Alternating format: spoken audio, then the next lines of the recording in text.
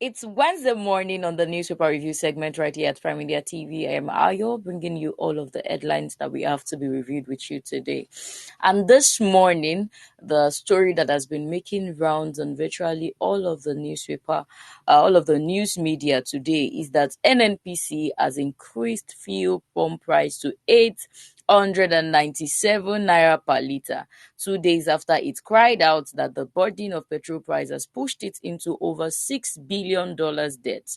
The Nigerian National Petroleum Corporation (NNPC) Limited on Tuesday morning increased its pump price of fuel from 617 naira per litre to 897 naira per litre. Checks at NNPC retail stations in Abuja reflected the new price when contacted by Vanguard. The company's chief communications officer, Mr. Olufemi Shoneye, said he was not aware of any price increase. According to him, he said, and I quote, "I am not aware of this. Thank you for reaching out. I have no comments on the matter at this time.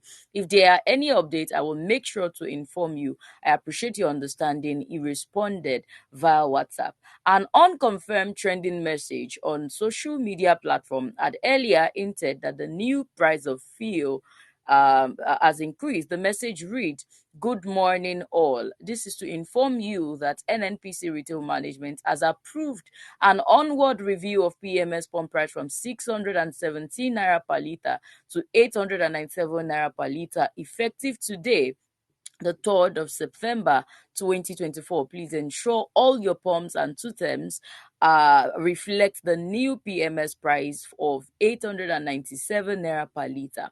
Thank you." But then a lot of Nigerians has been reacting to this development, and we'll be taking some of the reactions of Nigeria currently, because according to the NNPCL communication officer, he is saying he's not aware of this development. But then we can see vividly that this pump price has actually it has started reflecting in certain parts of the country. Very quickly, let's get the reaction of Nigeria, then we go back to our analysis. 8:55. Latest news. 8:55. NNPC. Awolowo Road. Ikoyi.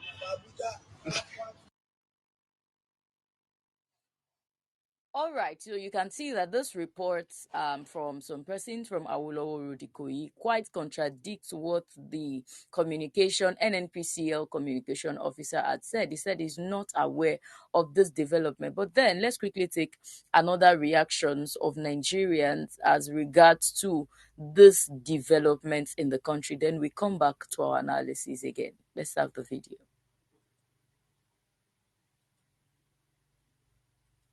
All right, so there is actually a report from one of the people who led the protests in the just concluded protest in Nigeria from the 1st to the 10th of August, where she narrated that the increment of fuel price from 617 naira per litre to 867 naira per litre, according to her, she's part of those people who led the protest, most especially in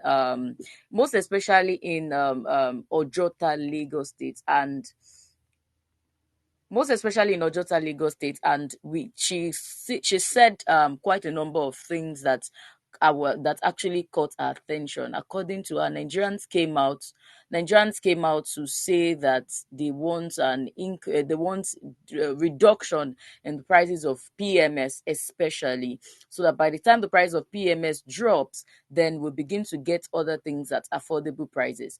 Even though the Nigerian government did not address the needs of these people, the Nigerian government went ahead to increase the price of PMS after NNPCL could not continue to pay the subsidy, the landing cost. We don't know maybe to call it subsidy or landing cost. But then let's take NLC reaction to this development. According to NLC, they've accused President Tinubu of betrayal over fuel price hike. The Nigerian Labour Congress has branded President Bola Tinubu a betrayal following the recent significant hike in fuel prices.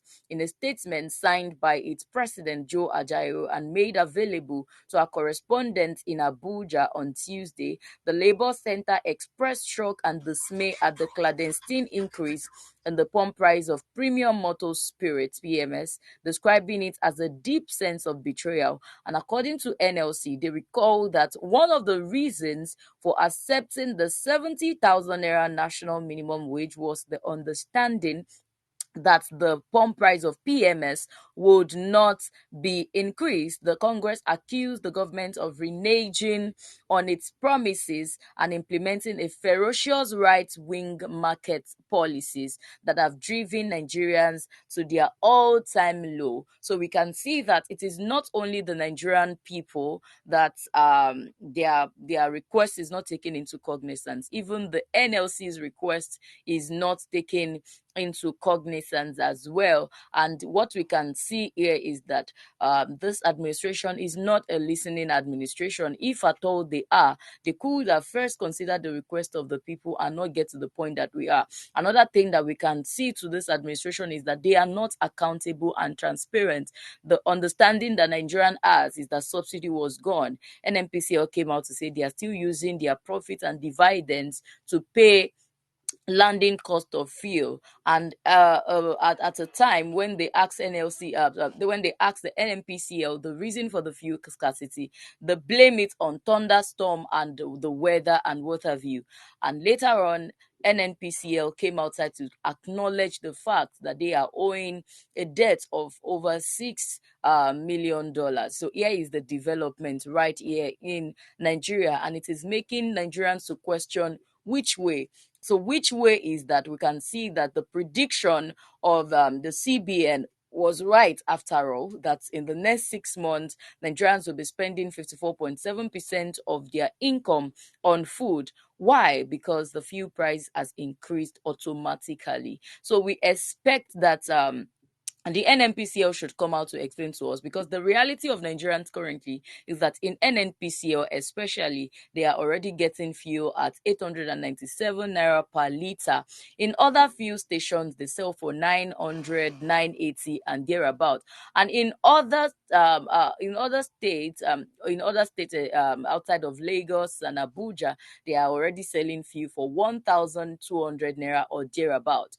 So if as at today NNPCL is selling fuel for over 800 naira, how much do you expect every other person to be getting fuel for? So this is the development. So it means that, what a lot of people resolve to doing is to get fuel from black markets as a result of the fuel scarcity. And it is so disheartening that the some of these fuel stations are actually not selling to, they are not selling to jerry can owners. They are just selling to cars, and even the cars they are selling to, there's usually long queues in there's usually long queue at the filling station, and Nigerians resolved to buying fuel from the black market. So the implication of this is that the black market that Nigerians resolved to buying fuel from, if care is not taken, Nigerians are most likely to be getting fuel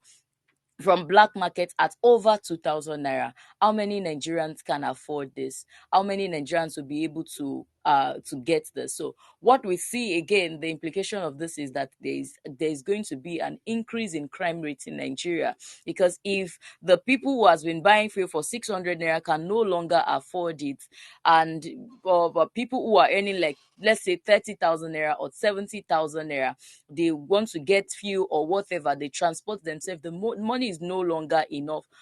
Before you know it, on the long run, private businesses are most likely to retrench their workers, and the implication of this is that there are no available jobs again.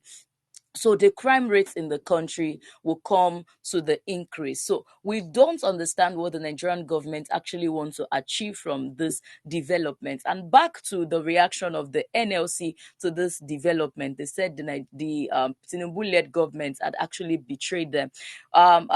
We think it is high time that NLC comes to the realization that this administration has this thing with the fire brigade approach. They give you what you want at the moment, then on the long run, you get to see that it is actually to save their face. The reason for the increment of the minimum wage from 30,000 naira to 70,000 naira, as that was actually to stop Nigerians from coming out to protest from the 1st to the 10th of August. And those are part of the many things they referenced when President Bola Ahmed Tinubu came outside to address the protesters, even though he did not address the needs of these protesters. So that was just a fire brigade approach to tell Nigerians that we did this thing while you were clamoring for the protest. And here we are again. Once again, NLC has been disappointed by the Nigerian government. On this note, this is all that we'll be taking on this conversation. We'll be going on a quick break now.